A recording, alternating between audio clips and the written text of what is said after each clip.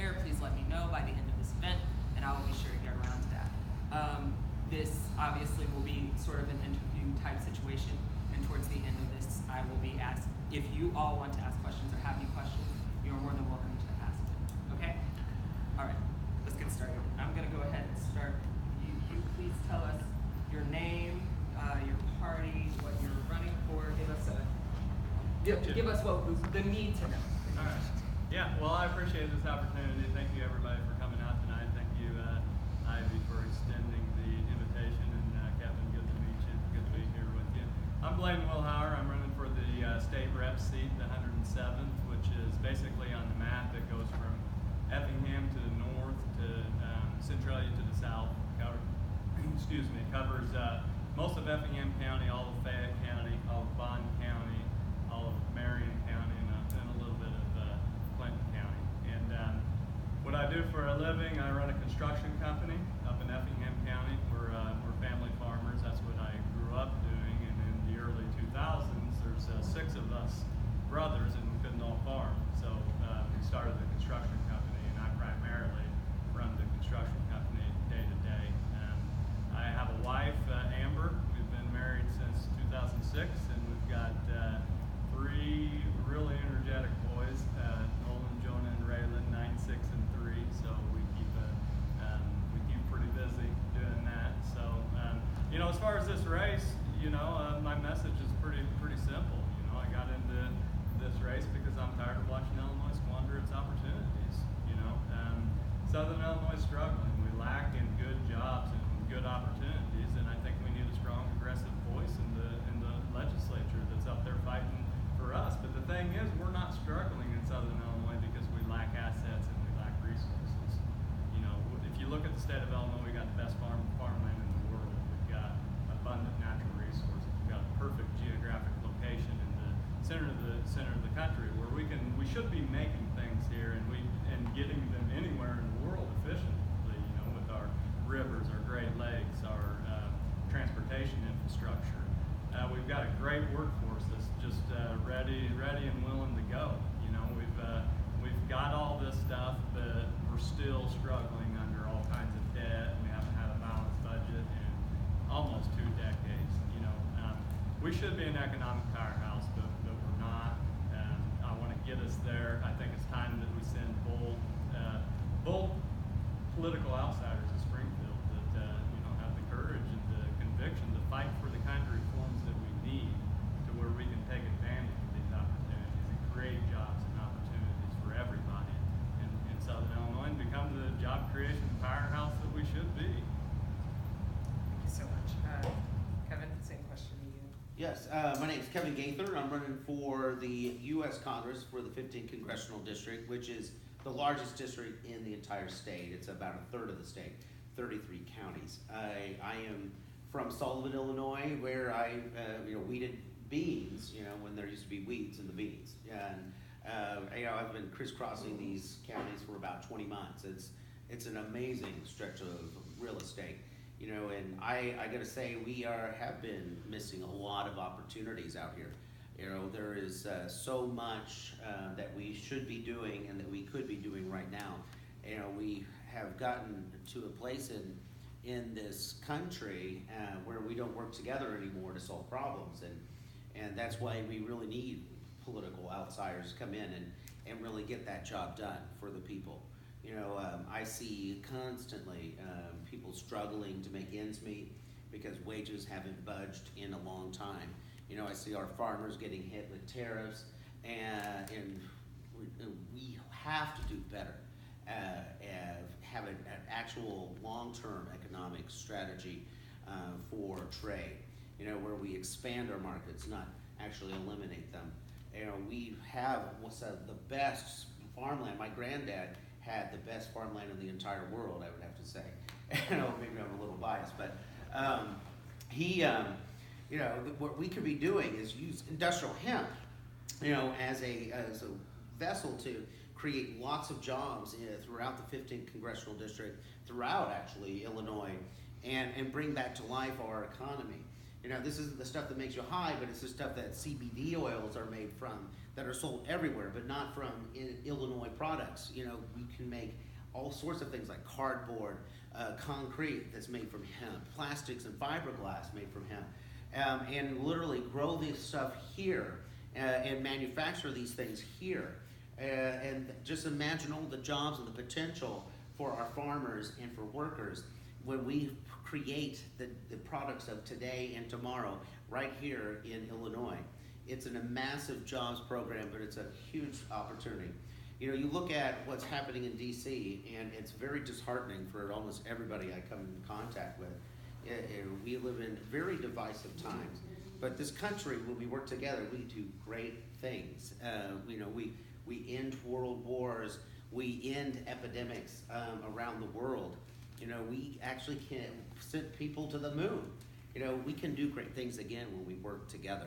You know, I see the best times and the best years ahead of us. You know, we just have to start working together again as a country. And that's why I got into this race, because I believe in the people, and I believe what's possible. And the people deserve better than they've been getting. Yeah. Thank you both for answering those questions. So I'm going to move back over here. So I think it's been my understanding in talking with students, especially at Greenville, but in talking to students in other states, one of my close friends being in New York City, another one being in New Jersey, it's very easy for us to kind of see where Kevin's coming from, in that we look at the national stage more often than not in the media, so we can get a feel for that. What's your take on what's going on in the state of Illinois? Yeah, I mean, the state of Illinois, basically we've got big problems, and we've had big problems for some time, you know. We haven't, like I said in the opening, we haven't had a balanced budget in nearly 2 decades. So you've got a lot of instability there. You know, and what I talked about before, we lack opportunity, and we lack opportunity because we're not good at attracting investment to this state. I believe very firmly that that's what we need to be able to create the jobs and opportunities that we have. We have to get people to invest in the state of Illinois, and we need stability to do that. You know, a balanced budget will go a long way towards that. But what we really need is job-creating reforms. You know, our workers' compensation system in Illinois is totally outlined with the states around us. Is basically driven the manufacturing sector out of the state of Illinois. You know, you look at the state of Indiana, they're creating manufacturing jobs over there. We're paying twice or 3 times the workers' comp rates that they have over there. But, you know, it makes more sense to do that right here in Illinois, because like I said before, we can make those products and get them anywhere efficiently, you know, logistics-wise, and we've got a great built-in workforce. What we really need is, we don't need tax increases, we need structural reforms.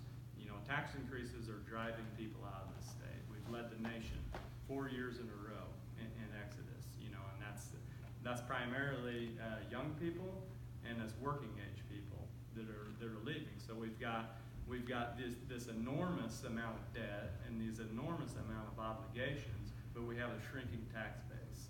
That doesn't work. That does not work long term. So basically my campaign has been, I've been running on 4 things the whole time.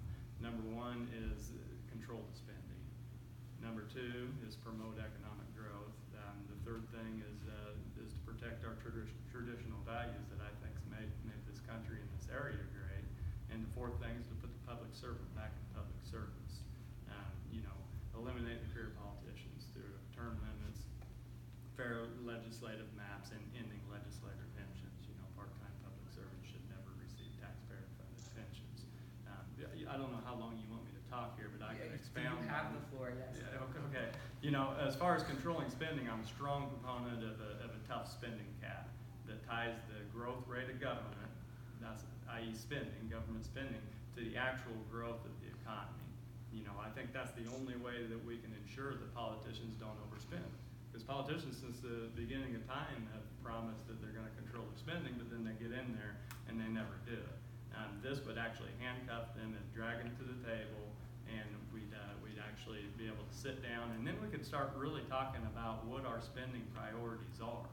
You know, because Illinois, we've got a lot of money, but our spending priorities are completely completely out of whack. I would like to see us, and I think that Kevin and most people would probably agree that I would like to see us prioritize education, transportation, infrastructure, and care for the most vulnerable in our society, the people that can't take care of themselves.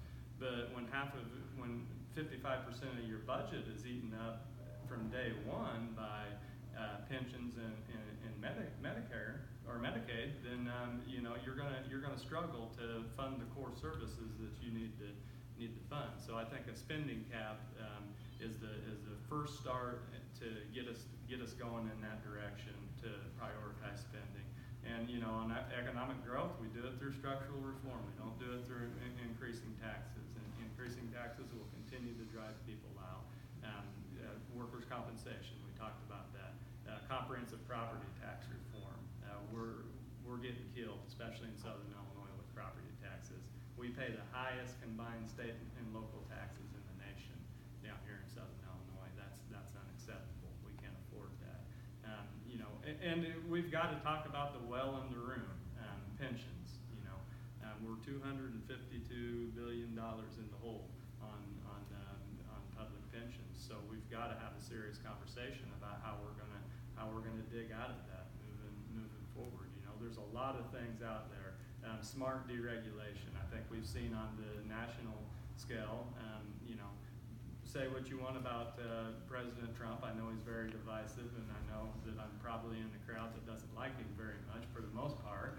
But he did take bold and decisive actions when he cut taxes and he slashed the job-killing regulations. And I think our economy has responded in a large part due to that. But I'm afraid that we're missing out on that in Illinois. As far as traditional values, I'm pro-life, I'm pro-Second Amendment, I'm pro-traditional family. So I think that those issues are important to people, especially down here in Southern Illinois. And I think I already talked about the career politician stuff. So yes. I've probably given you plenty there. Okay. Yes, let's go through the list here. So, yes, the tax cuts and the regulatory reform. Let's talk about those first. So, the massive tax cuts that were permanent were for the wealthiest and for the big corporations. And I think that was a massive mistake because there were no guarantees for American workers' wages and investment in our country. And that's a mistake when you give a huge chunk of the budget over to nothing, nothing actually guaranteed for us.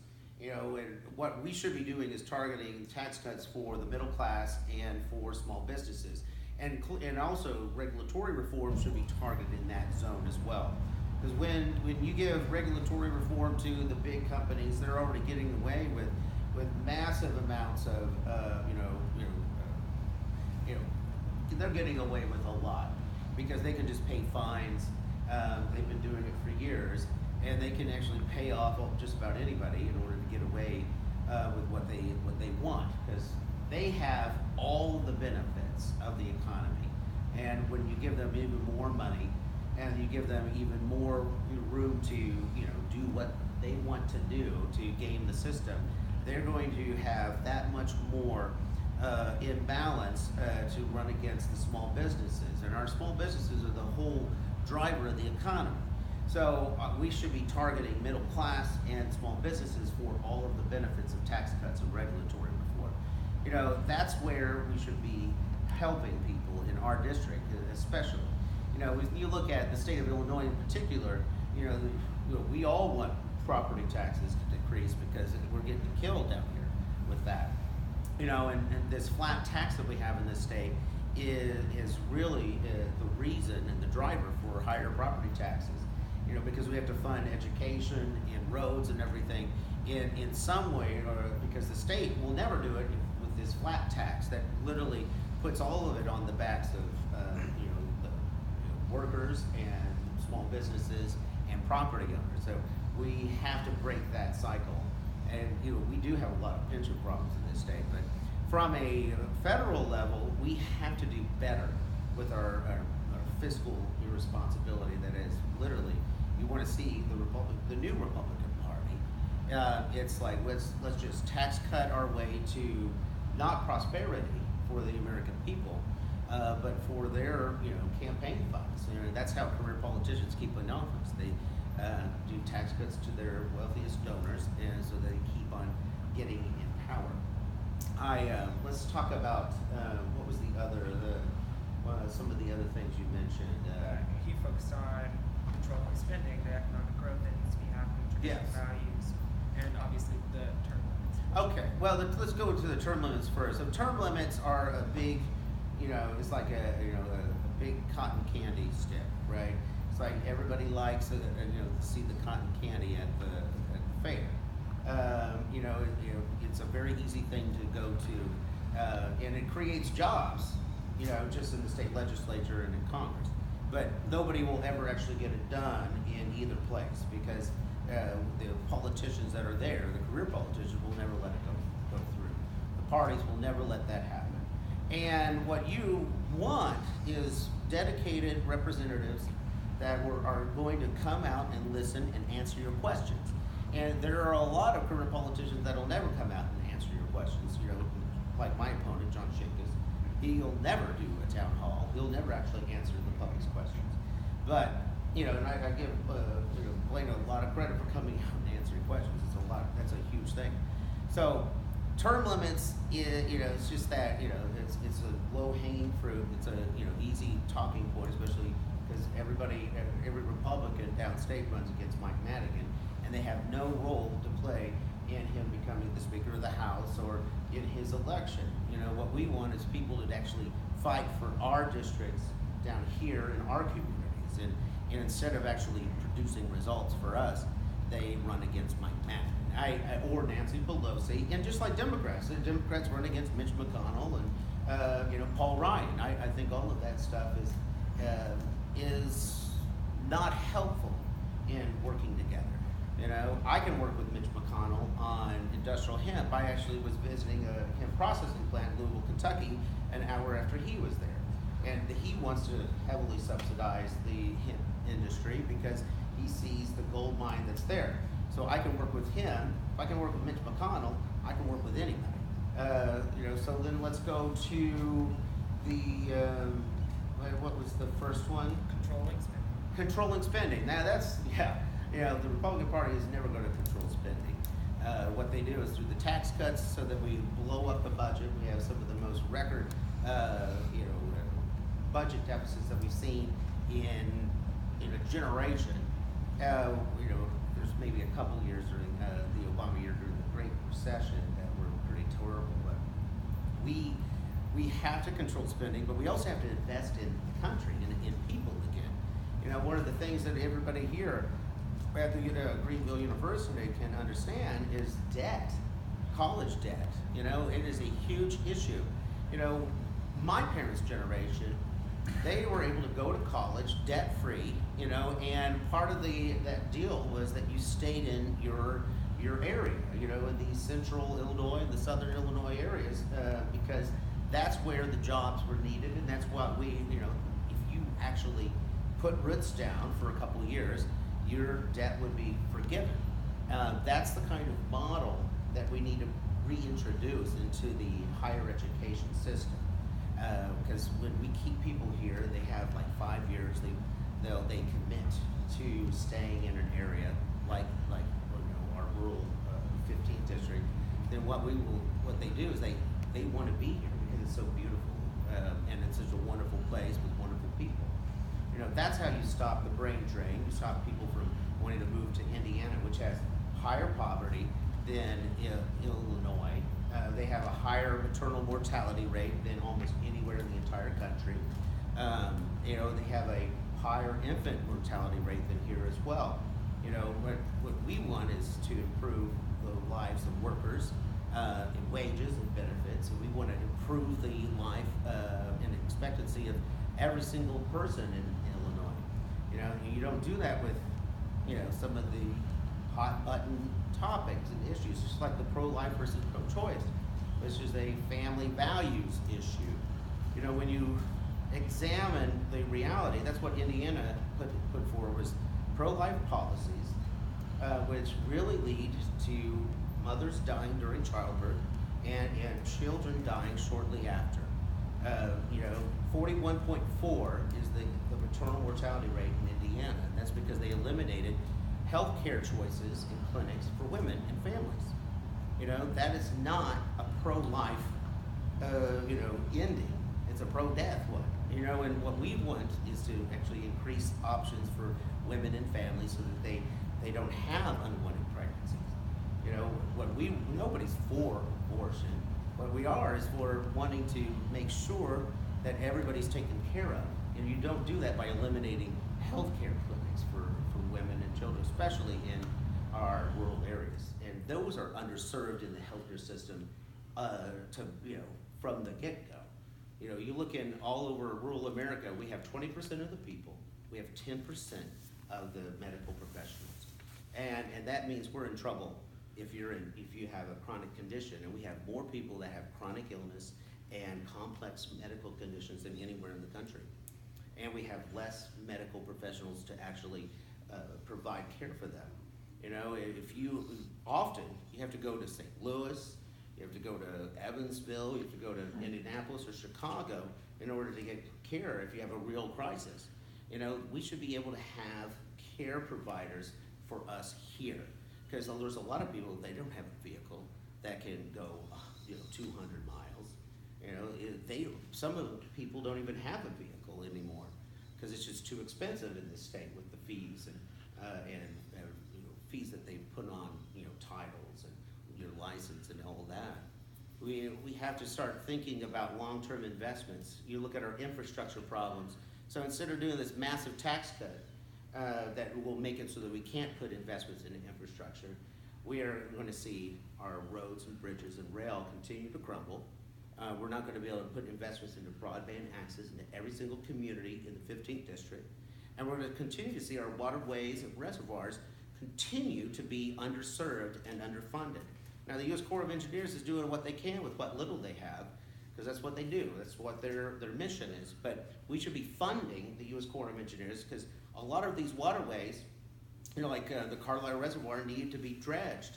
That's a drinking water supply, but it's also a supply for a lot of businesses. In Tuscola, we have a fertilizer plant going in. It needs 1 million gallons of water a day in order to function. So if we're going to lure investors here, we have to do all of those things, right? What business is going to come here and that will not be able to communicate and sell their products and services to the rest of the country and around the world? They're not going to do it. What business is going to come here when they're going to have so many more transportation expenses because their trucks are getting beat up on the roads and bridges? They're not going to do it. What we have to do is invest in our country again, invest in our people again, invest in our youth again. When we start doing that, long term, we are going to provide a ton of benefits for the future of our country. We need generational size solutions again, like Eisenhower. When Eisenhower was president, we created the interstate system, created a ton of jobs for a whole generation, and what do we have for it? Something that is sustainable and that creates jobs still to this day. That's what we need in our country, something that is going to provide jobs that can't be outsourced. And we should be creating those jobs right here in the 15th district.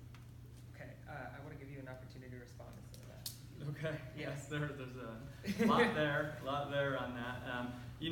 As far as the tax cuts go, the people who pay more will when you decrease taxes, they will get more. But I think the average family is probably getting somewhere around $2,000 back, and that's not nothing. I'm a small businessman myself, and I got a tax cut, and that allows you to invest in your people and equipment and things that will actually move us forward.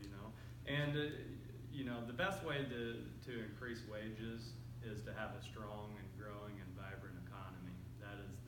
That's the bar none the best way to do it. but we're really struggling with that in Illinois because we have a government that's literally adversarial to job creators. You know, so we need to, if we're gonna get this stuff done, we have got to focus on structural reforms. I mean, I'll repeat it over and over and over, but until we get these things right, we're not going to attract investment here. And I agree with Kevin that we do need an investment in, our infrastructure, broadband, that kind of stuff. The problem is, in Illinois, we literally don't have any money. We've got an anemic economy. We've, our budget, these big cost drivers are literally crowding out any investment in this type of stuff. Like I said before, you start with 55% of your budget taken up completely, and then you've got all kinds of mandated spending on top of that. There's not the money there for it. And as far as the tax cuts go and the rebounding economy here, we're forecasted to see record revenues in the U.S. Treasury this year. So the fact that the tax cuts are deficit drivers, I don't think about it that way, because really that's not the government's money to begin with. That's the people's money, and more money in your pocket is good for you, and it's good for the economy. I think that over time, we see the same things in the 80s. We got record revenues in the Treasury several years during that time, and the 90s.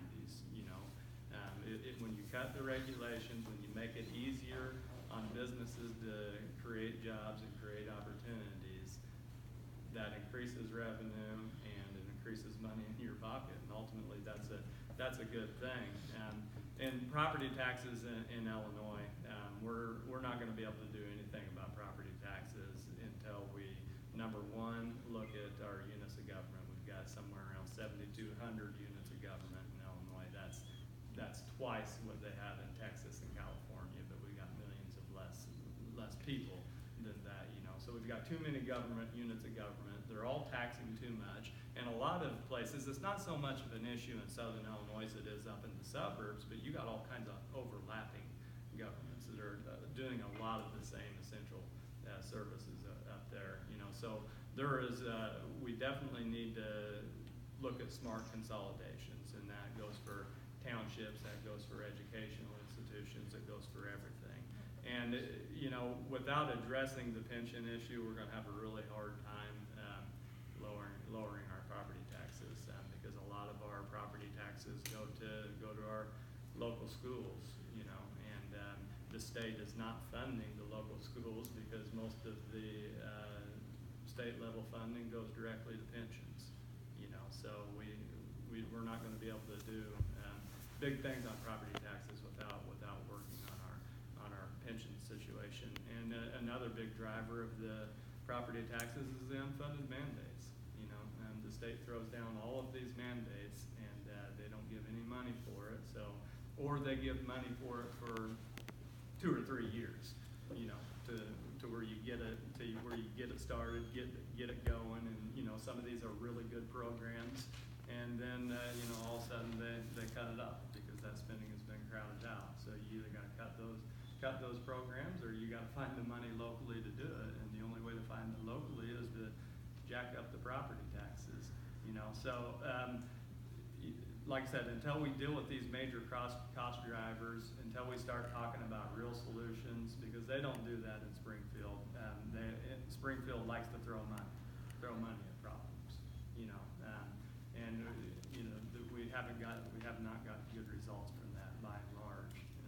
We talk a lot about education funding in Illinois, and that is important. But what a lot of people don't realize is that Illinois per pupil funds education at a far higher rate than any state around us.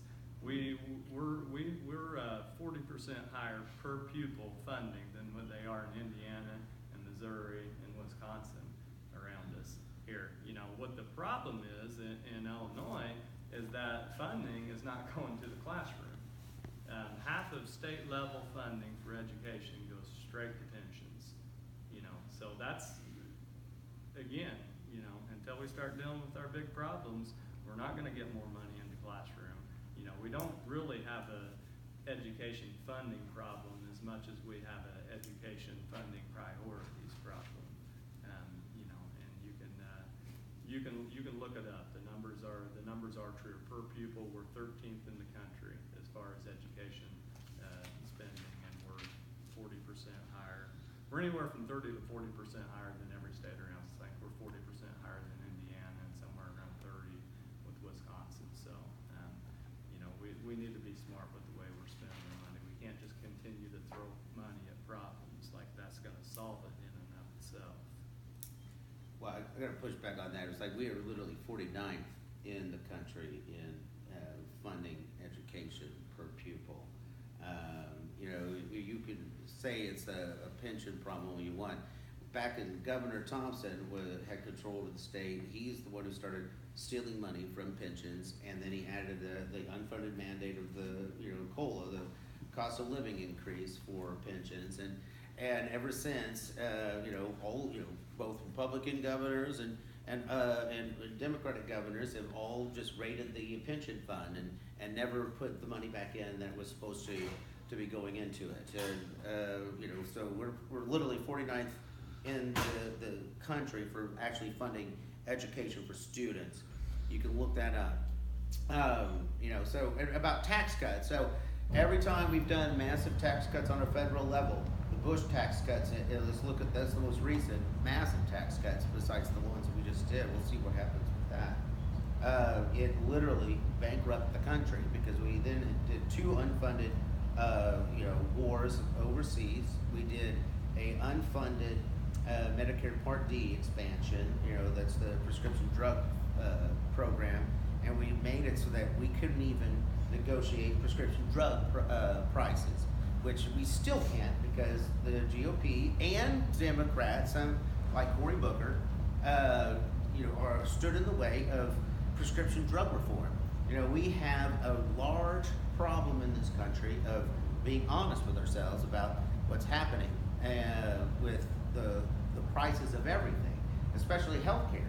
If we don't actually tackle these problems together and be honest about it, we're in real dire straits. The pension problems in Illinois are huge, but it's not because of teachers. Teachers work their butts off. If you look at the actual data in Illinois, this is pretty serious. So in Illinois we have a law about daycare providers, right? You can only have 8 kids under your care at one time without support staff, right? And yet we have preschool and kindergarten and any other teacher throughout the whole course of K through 12, right?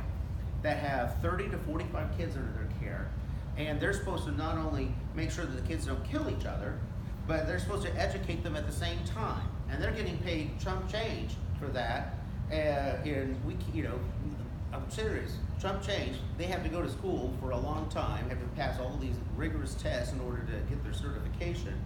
And we're going to call them and their pensions, somehow the problem. That's just not the case. I mean, they put a ton of they pay 50% into the pension program. They are not the problem. There's a lot of administrative costs in the education system, but we need to be investing in our schools from both a federal, state, and local level. We're certainly locally, we're doing a lot of that, but the burden needs to be taken off of that by the state and by the federal government, because our children are literally the future of our country, and we have been undercutting them for decades, and we have to stop that. Yeah, on the pension stuff, I agree. It's not the teacher's fault. It's not the prison guard's fault. It's not the social worker's fault. None of those people's fault. They were promised something, and there's something to be said for that. Now, do I believe that those promises were immoral? I do. They were immoral in the regard that the people that were making them knew that they were false promises. They knew that we could never fund it. That they were promising way more than we could ever fund. And yes, politicians have been extremely irresponsible with the money that they've invested in there. That is absolutely true, and that's a bipartisan issue. There's no doubt about it. And nobody has ever taken any real steps to reform that. So yeah, I agree with you. I'm not laying this at the feet of the worker one bit. It's not their fault. They're promised something, and they should receive it too. But moving forward, I think the number one, every new hire has to be on a defined contribution setup. We cannot continue to do defined benefit plans. Industry figured this out decades ago because it doesn't work. And defined contribution is something like a 401k. Just throwing rough numbers out there. We would under a system like that, the employee would contribute maybe 7% of their income, and then the employer, which is the state, would include another 7 or 8%, and it would go into their own account that would go with them anywhere they go, even if they decided they wanted to get out of teaching or get out of state work. That's their plan. It goes with them. And the thing about that is we don't continue to accumulate debt. We've got to stop the deficit spending on it on day one. That's the number one thing. And there's got to be we're at the point right now where we're all earned benefits need to be on. They need to be. That was promised. These people took these jobs with that in mind, and a lot of times they took these jobs with less pay for that in mind. So that is very, very important that we honor those benefits. But future unearned benefits have to be on the table if we're going to solve the pension crisis. I mean, that's not what a lot of people want to hear, but that's absolutely where we're at if we're going to be honest about it. So that's just a few things on pensions. Just because you want pension reform doesn't mean that you're anti-teacher or you're anti-state worker or anything else, because ultimately these are the people that are going to get hurt in these situations. Look at Detroit and Rhode Island. Those workers there, they didn't deal with the pension problems. The politicians didn't, and those basically went bankrupt. And in Detroit, they took retirees took major haircuts, and that's not right. In Detroit, their retirees are now paying for their own health care. Which if anybody who pays for their own health care knows that that's an astronomical cost, especially when you're on fixed income. So that this situation is literally hurting people. It's a matter of time. This financial situation is a house of cards, and if we don't start making steps and at least having productive conversations about how we're going to fulfill these obligations, then one downturn in the market, a correction like we had in 2008, right now with our unfunded liabilities and our pension system and the kind of junk that they're invested in at the stock market to try to make the returns that they're forecasting on. It's going to be a full-blown crisis. So that's an issue that really has to be addressed, and we got to figure out a way to address it in a bipartisan manner that's fair to the workers and is fair to the taxpayers. Because right now there's a real imbalance there on that. I don't remember what else we're talking about. Well, and the thing about 401ks is you're going to get hurt with the last month. Anyone who has a 401k is probably very concerned about the losses. Basically everything over the last year in the stock market got cut from your 401k. We have to solve that problem somehow, but how you do it is a big issue. For teachers, they only have their pensions to rely on, and that's a massive problem. We need to pass the Social Security Fairness Act in Congress, which Rodney Davis sponsored and John Shimkus co-sponsored, but you know what? It went nowhere, and that's because the Republicans were not serious about it. It's not even listed in the subcommittee, House and Ways subcommittee on Social Security as anything that was even introduced in this session of Congress. And that's because they're not serious about actually getting the job done. So just to tell you what that is, it would actually allow anybody that's a teacher in the military or a public worker to be able to get their spousal benefits when their spouse happens to die. Because right now those benefits are slashed, or you don't even get access to them if you happen to be a teacher. You know, it's amazing that a lot of people don't even understand that. So these teachers rely on their pension. You know, even if they work in a job and get Social Security, they won't even be able to get that Social Security. Now they might be able to get the Medicare, but these things are pretty tough for teachers, because they hear people talking about even opening up the Constitution to deal with the flat tax issue. They think somebody's actually going to come for their for that pension, that pension part that's in the Constitution as well. You know, we have to literally honor those commitments, but we have to really think about the long-term threat to the teaching profession. Right here at Greenville University, you have an education, department that educates the teachers for today and tomorrow. And we have a teacher shortage, a substitute teacher shortage as well in Illinois. And if we're not actually, giving teachers a livable wage, because a lot of them have to do two or three jobs during the year outside of teaching just to make ends meet. I mean, that's not what we should be doing to our teachers. And then we're talking about cutting their pensions or putting it into a risky 401k, because look at what's happening with the stock market. I just don't see, if you look at all the economic figures at the moment, it's not looking good for the next quarter and the first and second quarter next year. You see these housing starts are in trouble. The existing housing sales have been on a slump. You see personal debt has been increasing steadily for over a year. And everything is kind of pointing towards a real problem with wages, especially. Now, in Illinois is a special case because we have such a large property tax burden.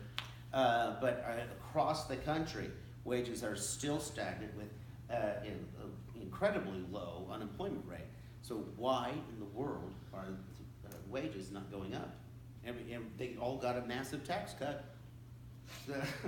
So where in the world is the money? Well, they put it all in the stock market. Well, and all that just went out the window. So all that the tax money is being kept by the massive corporations and the wealthiest, as opposed to being put into the economy and investing in workers and investing in our country. And that's why you don't do a massive tax cut without guarantees for us, because we all get left behind, especially rural America, because we've only had one party rule for 2 decades here.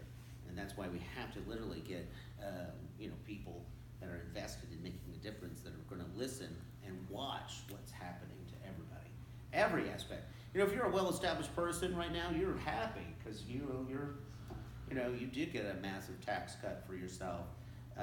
But for an average worker, you're getting screwed. I gotta say, Amazon, they went up to, was it $15, $16 an hour, but they got rid of stock options, they got rid of bonuses. Anybody who's worked in those kinds of jobs knows that anytime you get a wage increase, you're always getting a cut somewhere else. Okay, I want to catch That's not the way it happens in my county. Well, that's I can that's a good tell you company. that. I mean, I can't talk to all these, speak for all the corporations, but we don't do that in my company. Well, that's a good company. And so why these big corporations And shouldn't get. we do a profit sharing as well with 30% of our profits too. And I would like to see more things. I'm gonna catch the pendulum. Well, I just want to address something real quick, I'll give because you you a said they always talk about this 401k being risky because it's in the stock market. But I would ask, where do you think the public pension money is invested?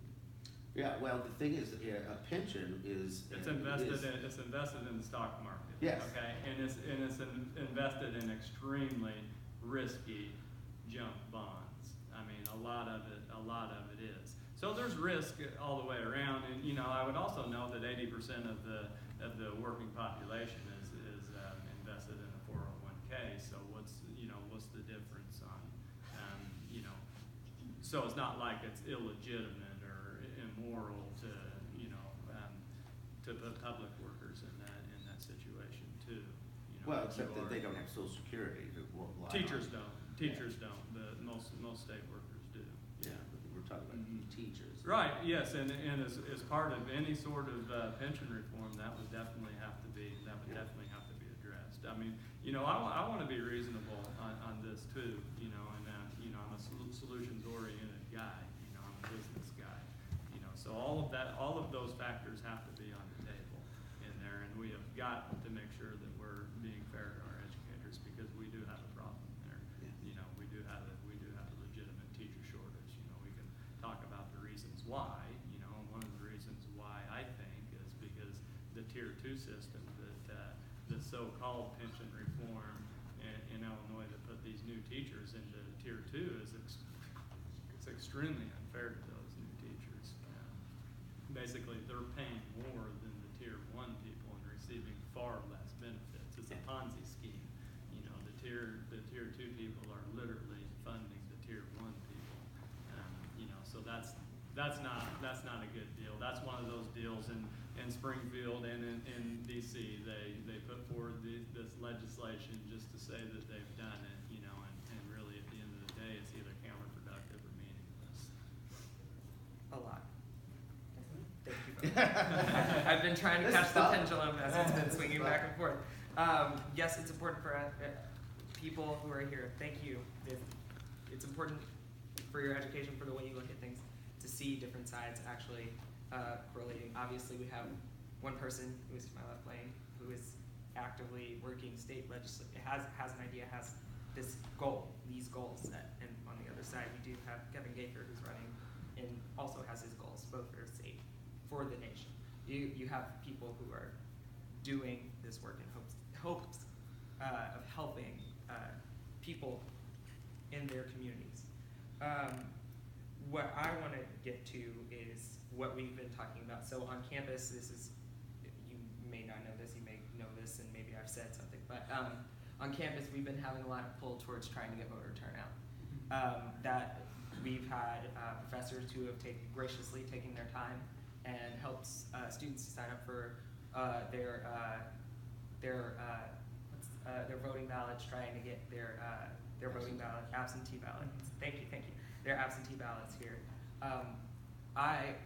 Both of you are affected by if people do or don't vote. Save the demographics, save the area that you live in. Pitch to the people that we have in the room, pitch to my viewers why they need to vote for you. Start with Colin. Right. Yeah. I mean, it's much of the same things that I've been saying the whole time. Illinois is broken, and we need bold, solutions-oriented people on both sides of the aisle, to get up there and really start talking about how we're going to move forward as a state. How are we going to pay our obligations? How are we going to attract investment in here so that we have more jobs and opportunities, especially in Southern Illinois? And how do we decrease the dependency on government?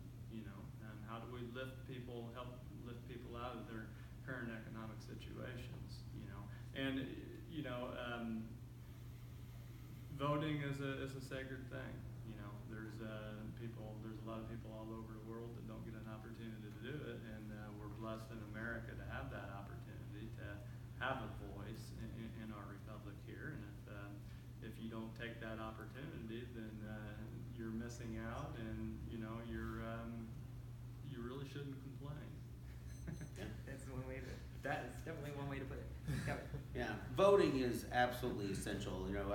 I've talked to so many younger people across the entire district, and it's disheartening when they say they will never vote because they think it doesn't matter, or their voice won't be heard, or that they don't know enough. It's we have to do better as candidates and elected officials to reach out and have conversations, and I think we all have to have conversations in order to bridge this divide, because so that representation means something to you. We have to do better. Why you should vote for our campaign is because this is a campaign that is dedicated to reaching out, listening, and having those conversations. John Shimkus, he's been in there for 21 years, and he has not held one town hall. I've held 14 in just 4 months. I've been in countless candidate forums. Sometimes I was the only Democrat to show up, and and the thing is, when you're dedicated and you listen and you hear the strengths and struggles of people, what you do is you act upon it. Just as a candidate in the primary, actually had a primary opponent, I saw this struggling public library on the Ohio River in Rosiclare, and they had not received any county funds. They had not received any state funds because of the state budget, crisis that had been going for 2.5 years. And they had a winter storm that had damaged the roof, and they were going to have to close the doors if they didn't get some funds coming in the door. I immediately got on the horn with the Comptroller Susanna Mendoza's office, and within a week they had a check for their funds from the state. That's all it took, was a phone call from me. It was no skin off my shoulders. But the thing is, I went into that library every single time I went into town because it was the only place for kids to go. And oftentimes that's what the public library is. It's the place where kids can go in these small towns. I was pretty stunned when Susanna and I were down in Des Moines at the state fair. She said that John Shimkus' office and himself have never once called her office for anybody or anything.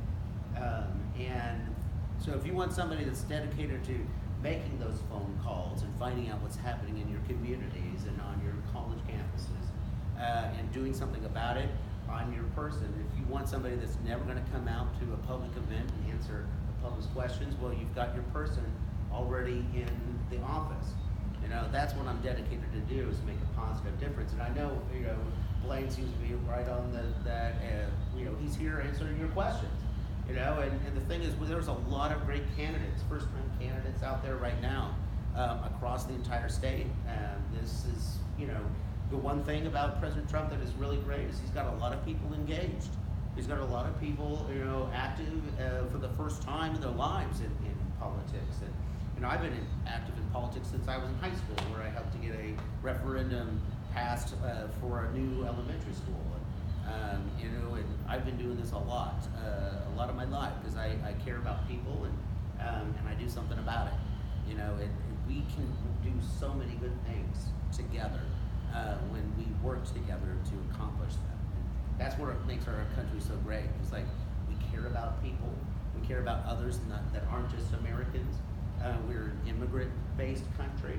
We are founded upon that. And when we take our values and we create some common ground, we can do some really great things, and we're going to do it again. Okay. I got a lot of my questions answered. I don't know how you all feel. I got to ask all my questions. I think you all should get the chance to ask your questions. These are candidates.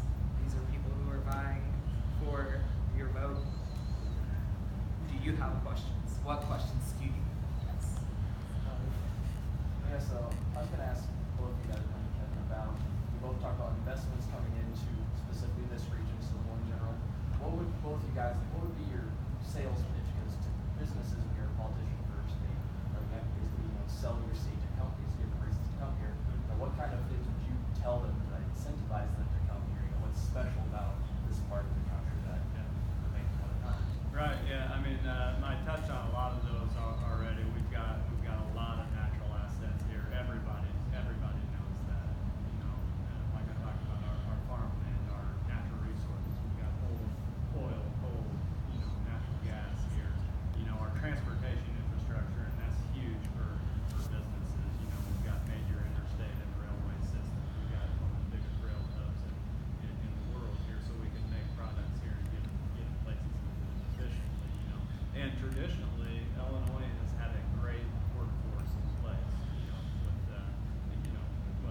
Obviously Chicago does, and there's a lot of people, but Midwest work ethic is something to be talked about. I know a lot of corporations out west and out east like to hire people from the Midwest because we've got a strong work ethic here. So we've got that built in.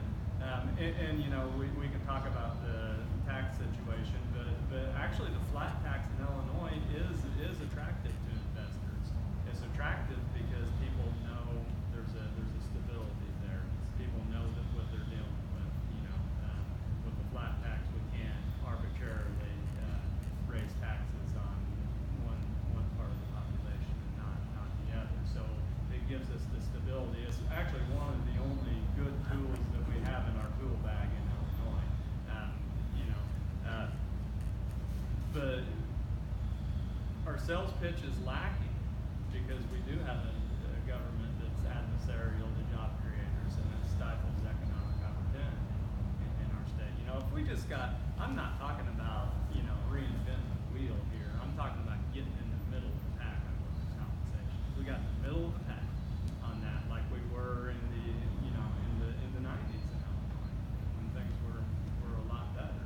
You know, that would have a substantial impact on our ability to attract investment. We have got everything that we need right here in Illinois, but poor public policy, generational poor public policy that's actually driving jobs, investors, opportunity, businesses, citizens out of the state in record numbers. So we've got to address that. But we have got everything here that we need. We just need better politicians and better public policy. I'd say a lot of what's happened downstate is a result of a couple decades of one-party rule, where they have literally been talking down the state of Illinois and not promoting what our assets are, which is our farmland, our people, and our wonderful institutions of higher education. We need to be training people for you know, vocational in the trades, right? So that we can rebuild our country. You know, I talked to this 23-year-old in Collinsville. He's the youngest person on every single work crew he's ever been on. You know, and let me tell you, every other person is, well, there's only a handful in their 30s, and the rest are in their 40s and 50s and 60s, right? I mean, no problem with people in their 40s and 50s and 60s. But we're not going to be able to rebuild our country for the future and the next generations with that age range. We have to start training people for the jobs to rebuild our country, because it's going to take 30, 40 years to do it. And when we dedicate resources and investment in those jobs, we will create so many more jobs just from that alone. And that's how you get people to reinvest in our district and central and southern Illinois. You know, we have some of the best resources around. You know, we have small oil and gas companies that have been underserved by both parties in Congress with the oil and gas, the oil and gas regulations. I got to say, I read them all, and it's pretty disturbed that the more wells you have, the less you pay. You know, these big companies can just get away by paying fines, and they can just swallow up all the small ones. And the same thing happens with big farms and the small farms. We have to start leveling that playing field so that our small companies or small farms and these small energy companies can actually play ball again, and literally they are dedicated to protecting the fields and the waterways. You know, these big companies really don't have to care. You know, they you know, like Marathon, they can just pay $12 million, you know, in 2014, I believe it was. And don't have to actually fix the actual problem. You know, we can actually do a lot by protecting the environment, you know, promoting an all-in energy economy, and producing the infrastructure that will allow for the new green jobs in the green economy of the future. We can actually do that. We need transmission lines to go all the way down to, you know, to Metropolis and to Polk County, and then we can start building wind farms and solar farms down there. Look, we have in Shelby County, where they have one of the largest solar arrays in the whole state. You know, it's a massive opportunity for our economy, and when we do those things, we will actually increase the investment potential for all sorts of business. And we do that when we build and invest in people. I just got to plug Metropolis, Illinois is my hometown. I just needed to say that. Well- Sometimes you catch me off guard. I'm like, oh, that's my home. And that's the thing about Metropolis, you know, so Metropolis has the Honeywell uranium refinery down there, which has been shuttered. You know, and our representative instead has been more, you know, and I get it, you know, nuclear waste is an important thing, but he's creating jobs out in the Mountain West as opposed to, you know, protecting and preserving those jobs, which are high-paying jobs down in Metropolis. You know, we have to be thinking about all of those missed opportunities in our district. You know, when you're just sitting in a lazy boy in Collinsville, as opposed to out campaigning and answering people's questions and learning what's actually going on, that we're missing out, and that's why that's a real choice in this election. Any other questions? There was just one. I'll let you step in. One thing there. You talk about one party rule, and I'm not sure what you're referring to. I mean, Mike Madigan's been controlled the state of Illinois with an iron fist since I was born, literally since I was born. Well, I mean, how many governors have we had that are Republican? I mean, Governor Thompson was a Republican. He ruled the state for about 20 years.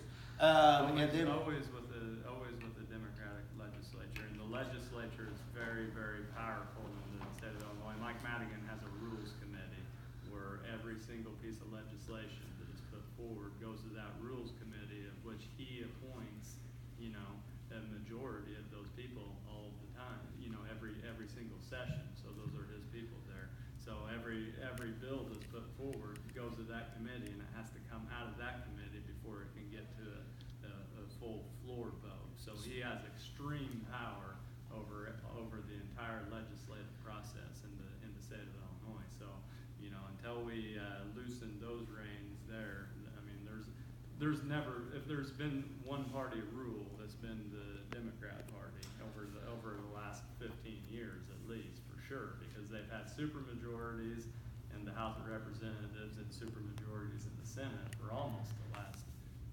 decade and a half consistently. So I'm not sure what you're talking about. So what are you going to be able to do about that when you go to Springfield? Yeah, the biggest thing is it's a process. That is a process, and I will tell you that. But we have to be strong where we can be strong. In Southern Illinois, somewhere where conservatives can be strong. You know, I believe that if there's going to be a conservative reform movement, it's going to start right here. You know, and that's sending bold people that have ideas to Springfield that can start to drive an agenda, to drive a conversation as we go forward. You know, I don't think the answer to one party domination is sending legislators from our area to Springfield that make the party in power even more powerful. I just don't think that that's a good argument. Well, I have to say, you know, the one party rule I'm talking about is Republican legislators, you know, a lot of them career politicians downstate that continuously run on Mike Madigan for 40 years and have no plan to get rid of him because they know they can. And they just run on this continuous, you know, they pop up a cardboard cutout of the monster, and that's what they run on. You know, it's like you have no plan. I've articulated a pretty clear agenda outside of Mike Madigan, I believe, or I hope that I have. Okay. But to ignore that elephant in the room is not responsible either, because he does control legislation 100%. Okay, I'm gonna keep moving. Good question. Thank you, John. So I think I want to say first is that it seems like we continue to have, like, I think the people in the room, these young voters, we are living in the present. We're tired of talking about party politics. We're tired of talking about who did what. We want to see real change, and we want to know how you guys want to do that. So just maybe a bit of advice to tap into your younger voters. We're tired of hearing about Mike Madigan and I'm trying to think of anybody Nancy else. Pelosi. Yeah, I can rattle the we names are off. tired of hearing about the old faces that are in politics because we're ready for change. So you guys can drop. Thank you. Drop that. I really don't care about that. Yeah. I want to see that change. Appreciate So bringing it back to the conversation about us, you guys have talked a lot about jobs, which does pertain to us, but then you've also talked a lot about pensions and 401ks.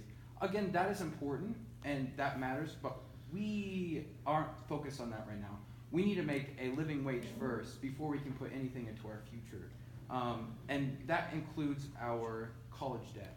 What are you guys going to do about student loans, college debt? Because I think probably everybody in here is pretty affected by that. And then I also want to ask a question about our small liberal arts Christian university. How are you guys going to continue supporting? What are you guys going to do for institutions like ours whenever, or if you get the opportunity to be in your position? What? Sure, yeah. You know, as far as the college deal, you know, there is way too much student debt, and there's a lot of things that can be done about that. I personally, you know, I don't think that there's anything wrong with college students working while they're in school, and you know, and paying it as you go. I for one, I went and served in the National Guard, and the GI Bill paid for my college. You know, so I think that there's some personal responsibility things that should be done there, but you know, I support the MAP grants and some of that stuff too. You know, but we can't. Everybody's got to have some skin in the game on there, and I think that you know, building a good work ethic while you're going to school is a good idea. And you know, another thing, you know, as far as college goes, I think that our public education system in the high schools, I'm not going to say that they push college too much, but what they do is they continue to pound college. You know, like the choice is between college or, you know, flip burgers for the rest of your life. You know, I think that that's a false narrative. College isn't for everybody. We talked about the trades and the vocations and that kind of stuff. You know, I was just at a summit down at Centralia this past week where we were talking about the skills gap down there. The manufacturing sector and all the trade sectors are hurting for people, and those are good, high quality jobs. So I think we need to be more intentional in the education process, K through 12, that encouraging our students that working with your hands is honorable and it's necessary, and you can make a good living doing it. I know that was the sidebar to your actual question, but you know, as far as the colleges, the issue that we have with the funding is we've got what I've talked about the whole time. We've got too many things in our budget that's driving out the core services. You know, and we need to get our budget in line. We need to balance our budget so that we can properly fund schools. But schools also need to get their fiscal house in order too. You know, since the year 2000, I think that Illinois public universities, the enrollment rates have dropped something like 8%. But during that same time, our spending on pensions and administrative salaries has doubled.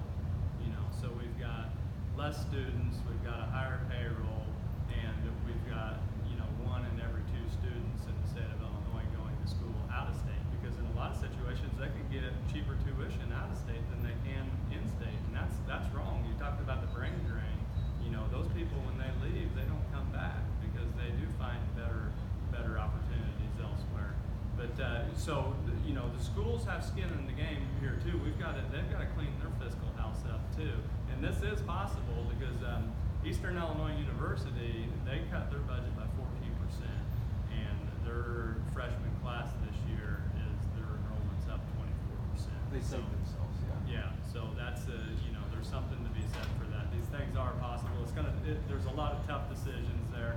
You know, I'm not an expert on you know, the MAP grants and you know, all of these things, but what I do know is there's a lot of imbalances there, and just like state government as a whole, we can't continue to outspend our ability to function. You know, so they've got to get their fiscal house in order. Well, MAP grants are only last for 1 year, right? And that's a huge disadvantage for all of our public institutions, number one. Number two, our state has decreased their funding for higher education at an unprecedented level. Every single year they cut funding for higher education. So that makes tuition go up at an unprecedented level every single cycle as well. Now, Eastern is a great example of an institution that really went way on, they were way on the early cycle of cutting and making the cuts necessary so that they were prepared for what was coming.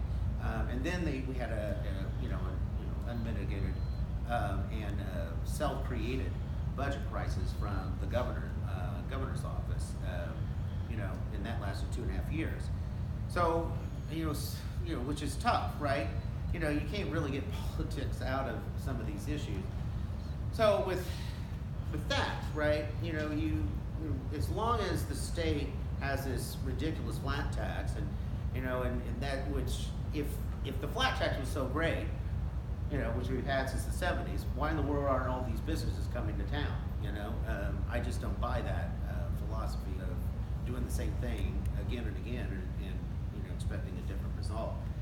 When you look at our surrounding states, we literally have one of the lowest tax rates for the wealthiest and for the biggest corporations. And you have a corporation like Ameren that pays a net zero tax for years. We need a tax system that actually represents represents taxpayers' best interests, not the wealthiest and the biggest corporations. Now let's look about what the federal government can do. So I think I touched on these issues earlier about debt-free education, and then if you stay here, stay in the area working for 5 years or so, that's all very debatable how you would manage that. We would do loan forgiveness, and a program that I actually worked in was AmeriCorps for 2 years, and that gave you like $9,000 over the course of 2 years, 2 different cycles. I think we need to expand AmeriCorps and make that a much larger, loan forgiveness or scholarship grant. We need to make that a priority because those are huge opportunities, not just for the student, but for the communities, because those are about needs. And it's like some of the amount of poverty I've seen in the 33 counties is astounding. I mean, it's heartbreaking what you see. These kids are starving when they get to school. How can a kid be educated if they're thinking about where their next meal is when they go home? And my own mom, is part of this group in my hometown in Sullivan that has to put together sacks of food for these families at the end of the week because they're, otherwise they'll go hungry. So we have to tackle this problem across the board. Now, we also have all these people that have large student debt from across the last 10, 15, 20 years, and they're paying out the butt, interest on those student loans. And that is, they're paying more interest than the banks have been paying. And that doesn't make any sense. These are literally students and former students that are invested in their education, invested in bettering their families, bettering their communities, and yet we are making them pay the highest interest rate in the country when interest rates for banks have been zero for years. Doesn't make any sense. We have to really either cut those interest rates down to zero for those student loans, and we really need to start forgiving loans much sooner than we have. Now, we have a Secretary of Education, Betsy DeVos, that is literally making it harder for students to have their loans forgiven, and you also have her making it more easy for like veterans with the GI Bill for them to get savaged by these loan sharks. That's the exact wrong direction to go. Yeah, I think we have to start investing in people again. Now, everybody wants to talk about personal responsibilities. Like, our responsibility as a country is to invest in people and make sure that we have a growing tax base. And the only way you get a growing tax base is by investing in education, higher education, K through 12, and making sure that we aren't burdening our entire 20s and 30s and 40-year-olds with a debt that it makes it so that they can't spend money at their small businesses in their community. that they can't start their own small business, that they can't buy their own house and start, remodeling that. I mean, look at all of those, businesses, that would prosper because of them, doing a fix-up on their house. That isn't happening because they're paying student loans for the, into eternity.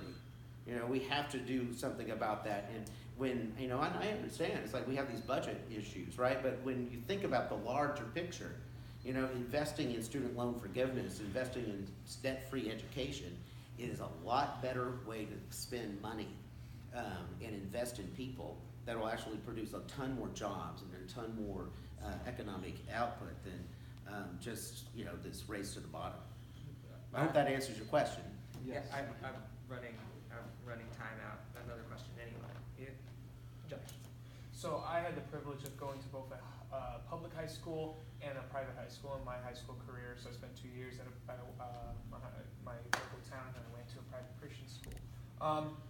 At the public school, I noticed that there was kind of more of a push for just getting you to graduate. That was the big push, was that they just wanted you to graduate. And even my friends who continued all 4 years, they said, even them in their senior year said, well, I don't really care if I get a D here because my advisor will make sure that I get my diploma. When I went to my private high school, I noticed that there was a lot more prep for me being able to go to college. It was a prep school, so it was meant to go on to college, but even just to enter life. I'm not acting as if my private high school was perfect or that the public school didn't have very good things. But do you support school choice and school vouchers to give people that opportunity, more opportunity to go and pick the schools that they want to go to? Yeah, I mean, the fact of the matter is in a lot of our urban areas especially, those folks lack choices, good educational options. So yeah, I do support school choice because ultimately we need to make sure that every student, no matter where they're from, has the good opportunity to quality education. And we've got a lot of our schools in the Chicago Public League are they're failing schools. I'm going to try and make the answers a little bit more concise. Oh, yep. Yeah, this is a tough question. I like because- the yes or no ones. Yeah.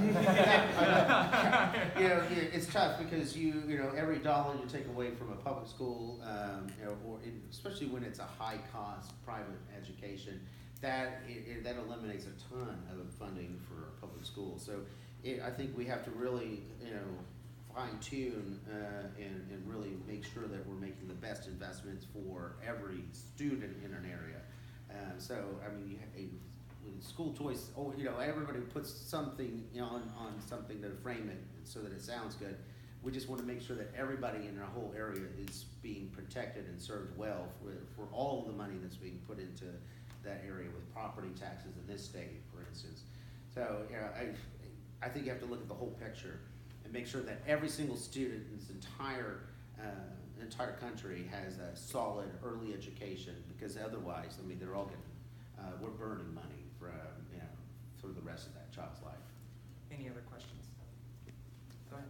I have a couple of questions, so can I ask her one? Let me actually get to, I think you had just one Yeah. question. She's been waiting Okay, out. I have one for, I'm sorry, I forgot your Blaine? name.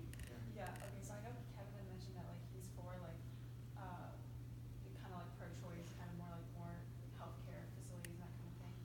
I know you're pro-life, but how do you feel about healthcare and how would that affect it? Especially I know that a lot of pro-life people want to shut down abortion clinics and that kind of thing, but do you still believe in the government funding more healthcare facilities for people that really don't have access to them? I don't believe that the public money should be used to fund abortions or Planned Parenthood or places like that. But I even just if don't. it wasn't a Planned Parenthood, do you believe in I don't know, women's healthcare facilities or that kind of thing? Would you be Yeah, absolutely. Yeah, I mean they do things outside of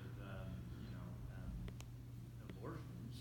Yeah, you so know. even if So, not yeah, Planned no, Parenthood, we're- something else would you voice that for? Yeah, absolutely. I mean, women's health, men's health, everything. That's all important, and the government has a role to play there, especially with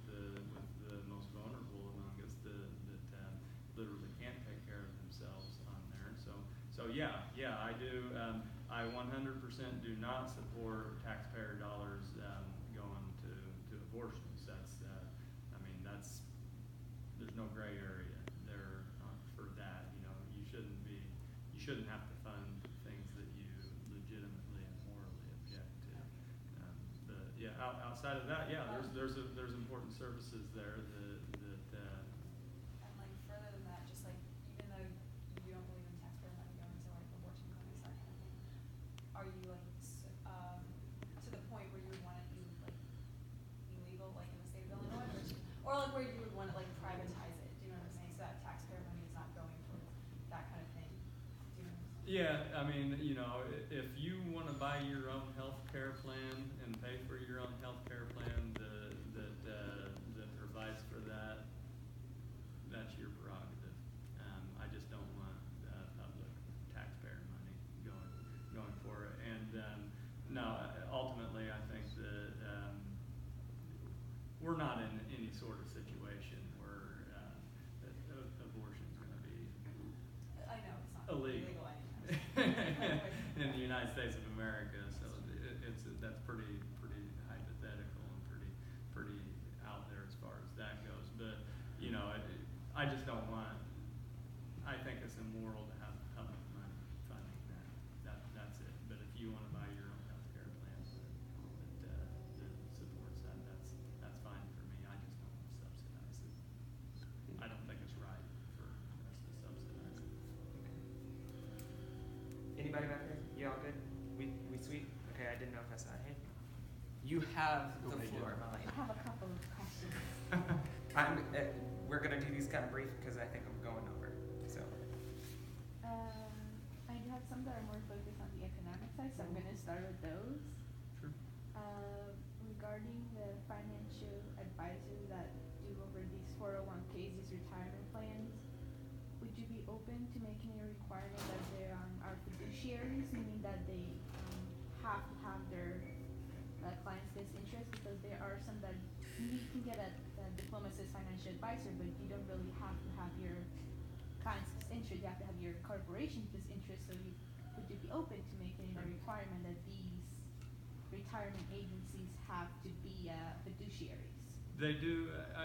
I mean, I'm not an expert on this, but I do know that they have taken steps in that regard. I know I personally had to personally meet with my financial advisor last year to sign off on my personal 401k that she had gone through the steps with me and explained everything and given me an opportunity to question it. So I think that steps have been made to that regard already. But yeah, that's important. But anytime that you're investing money, you need to make sure that you're a good steward of it as well. Yeah, and I just find the whole stock picking process kind of silly because they did and the thing with they had trained financial advisors and they had a cat. Yeah. And the cat had better return on investment than the Yeah, I mean, find the whole if you want to really get into the weeds, I'm not somebody who personally invests in single stocks. I'm a mutual fund investor. I think that spreads out the risk and diversifies things, and I think that's a good route to go. If you want me to get Dave Ramsey on you here. some other questions you don't have. Well, we need more protections for American taxpayers and consumers for these financial, transactions. And a lot of what has taken place in the last 2 years has been a rollback of some of the protections after the financial collapse in 07 or 08. We like the consumer protections, in every layer, we need more of those, I think. We don't want burdensome regulations, but we want people to be protected in this country. There's a reason why we have Food and Drug Administration, because you don't want people to die from poison or some bad food and from medicine that has extreme side effects. So these are, everybody says regulations, but they're really protections for the people. You had a I follow-up? have a couple. So I Eventually, I'm gonna stop you, but you're still good. You're in my window of time. The second one that is more of a like a direct thing that I want to ask you about is if elected would just support House Bill 664. I'm gonna explain it because She brought receipts. keeping, because I mean I even have the Illinois Is it General. state? Oh, it's state. Yeah, the Illinois General Assembly. I keep track of This will be a blank question. It is technically House Bill HB 0664, which is called the Pupil Physical Privacy Act. Basically a bathroom bill for high schools, and I'm not going to read the whole thing. I'm just going to give like a quick thing. It is requires school boards to designate all student multi-user restrooms, change rooms, and overnight facilities at school or places used for school-sponsored activities for use of students of only one sex. Define sex as the physical condition of being male or female determined by chromosomal assignments at birth. And while they do make provisions that if a student does not identify as their birth sex, that they can use like like other bathrooms, or they can use the staff bathrooms. But it is like essentially a bathroom bill but the big thing for me is that it defines sex, gender as birth. Would you support this if elected? Yeah, I mean, obviously, I would have to look specifically at the legislation, but you know, I mean, I don't think that I'll surprise anybody on this. I'm a Christian. I believe that God made man, and He made woman. Okay, so I don't support the transgender bathroom bills for multitudes of practical reasons as well. You know, I got young nieces. I don't want them going into the bathroom with a grown man that could be a pervert. You know, I think that's a practical reason to oppose that kind of deal. You know, so no, I don't support transgender bathrooms. I think the bill is about making you have to use the gender of your birth for the bathroom that you use in a school, and instead of the gender that you are identify as. And you know, the thing about this is like everybody says that all these perverts are coming, and you know, it's like, you know, there have been transgender people amongst us for years, and you know, people use this as another one of these cultural identity wedge issues, and you know, there's actual laws against perverts, you know, coming for people, and we have laws for that, and you know, the people that are transgender are being attacked, being assaulted, and being killed, and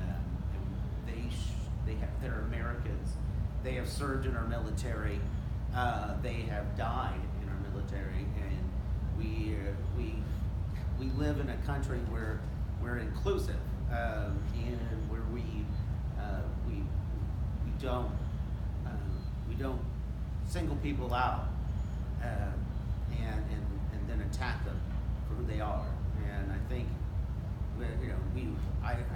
I certainly don't support creating a special bathroom for transgender folks, because that would be a huge cost to small businesses and the like. But allowing somebody who identifies as a gender,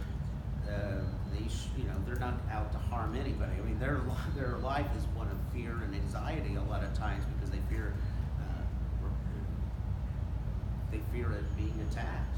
We should be big enough as certainly elected officials to come up with a better approach than to force them to be more unsafe. And I wouldn't discriminate against anybody. And, there's a difference between that and special treatment. I think that they should have the same rights as everybody else. Okay, I'm gonna let you ask a question. Just a really quick question. Yes. You had mentioned that like we need something kind of like it's coming back to we talking about how like Eisenhower and the interstate system, that kind of thing. Do you think that the hemp industry, like hemp and like bringing that manufacturing into Illinois would like Oh, yes. I mean, in the next 4 years, they're expecting 700 to 800% increase in the hemp market. Because of, look at California, they're getting rid of plastic bags and plastic straws. We can make both of those from hemp. And we should be doing that right here. Look at the CBD one. I mean, it's exploding. And I don't know a lot about it, so I was just wondering, like, for that industry, is it like we're trying to get companies to come here, or are we creating our own? We'll be creating our own companies. I mean, it's just like a lot of the co-ops and the ethanol plants. There was a lot of buy-in by farmers and local investors to create those. And once those started, it really created a lot of economic potential, right? These have a lot more potential because it'll create actual jobs in processing plants. And you have to have one about 50 to 75 miles from the hemp farm. And so just imagine all the places in central and southern Illinois that you have hemp processing plants. And then you take that processed fiber and you would take that to different manufacturing places to take, to process it and manufacture it into whatever product we were making. I mean, it's a gold mine really for jobs, wages, and in other small businesses that will, all these workers will be spending their money. It's a huge opportunity. In Illinois, it used to be a huge, we had hemp growing all over this area, back in World War II, and going right into the war effort. It's part of our heritage, it's part of our history. I supported industrial hemp as well. Yeah. It is something that needs to be looked into, but like everything else, it can't be totally reliant on government subsidies. It's got to be, it's got to be, and just doing that is not going to necessarily bring manufacturers here if we don't get in line on our, on our working costs and things like that, because that's going to affect that industry as well. So it's got to be, we've got to have a holistic outlook on this. It's not, we talk about building roads and bridges and providing jobs and all of that. I don't believe this this is necessarily if you build it, they will come. They will if we get in line on everything else. But that's part of the, that is part of the deal, and it's something that we need to look into. I'm totally opposed to the recreational side of the, Are you talking about recreational marijuana? Yeah. Well, we should be doing that as well. I mean, and that's a pretty simple thing. It's like in states that have legalized marijuana, they've seen a massive decrease in opioid overdoses, and in states that haven't, people still smoke weed illegally. And there's a lot of this K2 out there that actually kills people. And when you legalize marijuana, what we do is we can protect people from that synthetic stuff that actually is very dangerous. proven gateway drugs. I will cut through all of that smoke to tell you that these are people, they are obviously of different parties, that they have different ideas of what is right or wrong, what's good and bad. You go to Greenville University, so you're stuck as far as marijuana is concerned. I just felt like as a spiritual leader, as a student leader, I needed to say that. I'm not sure why, I just felt, but again, if you agree or disagree, these are people who you can vote for, who share or do not share those beliefs. Last one. Ooh, my last one. Better be a good one. So you guys have talked a lot about industry and the resources that Illinois has, and that's very true. Our waterways are pretty great. We have the Ohio River on one side and that other river on the other side. We have a Great Lake. We have abundant farmland. We're like the biggest producer of pumpkins or something like that. Yes. Yep. At this point. And corn, by and large. And corn, that's amazing. So we want to continue using those resources for years to come. So how are you both going to use your position to continue to help these resources stay sustainable? How are you going to put in your efforts into the environment as you're also fueling the economy? Yeah, I'll go first if that's okay. So it's really you have to have a multifaceted approach to these issues. They've passed a lot of these laws that allow companies to dump into our waterways, which is a huge mistake. We have the Dynegy coal ash pits are leaching right now in the Vermilion River. That's a huge mistake. We have to clear that up. Just across the river, you have the nuclear site, which is on fire, and it's, you know, sending this nuclear stuff into the air, and it's killed people. You know, I've met this young lady that was actually in the HBO documentary about it, and she moved to Newton, which is in the district. You know, these things are pretty serious. We have to protect our environment because it's what actually sustains a lot of our economy down here. We have to do better. But as far as increasing our, you know, protecting it and increasing the investment, the thing about subsidies and subsidizing our farmland and really jumpstarting the industrial hemp movement, it's and rebuilding, you know, our infrastructure.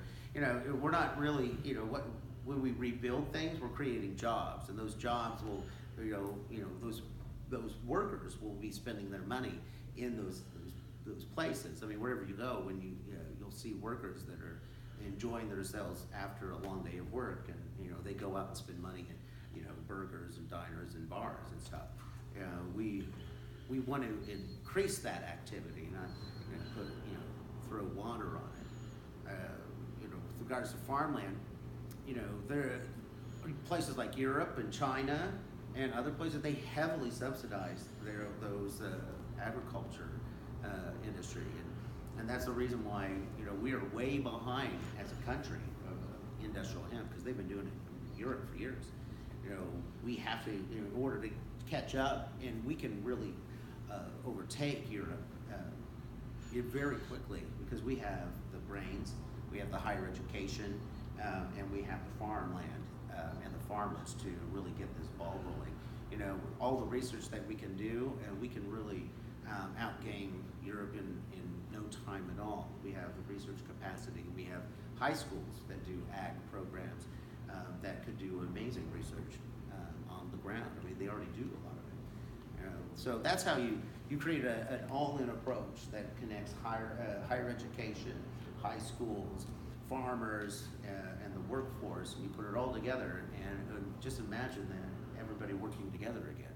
I mean, that's kind of the whole theme of our campaign, is we got to start working, you know, Republican, Democrat, independents, and start rebuilding this country and investing in the future. Yeah, I mean, to address your question, nobody wants dirty air, dirty water, you know, that's a public safety issue. So there does have to be safeguards, but what we've got to watch is there's a difference between safeguards and then government agencies being overburdensome, you know, and adversarial. So we've got to strike a balance there. You know, I'm a farmer, born and raised. You know, we're stewards of the land. You know, that is something that is important to me, and you know, our farm has always been pretty aggressive. We've been doing no-till farming for 3 decades. You know, which is a very sustainable way to farm. So, you know, that is important to me. Republicans get a bad rap on that a lot of times. You know, for some good reasons and some not so good reasons. But safeguards are important, but we've got to make sure that we're not adversarial. You know, we're not overly burdensome. You know, that the regulations are smart and necessary, and you know, they can stand up to scrutiny, basically. Kevin, thank you so very Yeah. much. This is Greenville University.